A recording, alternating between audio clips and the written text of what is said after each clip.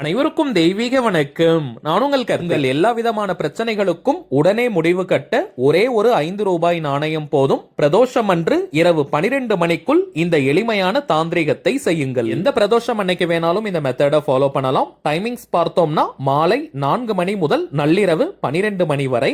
ஆண்கள் பெண்கள் யாராக இருந்தாலுமே உங்களுடைய வலது உள்ளங்கையில ஒரு ரூபாய் நாணயத்தை வச்சுக்கிட்டு விரல்களால மூடிக்கோங்க.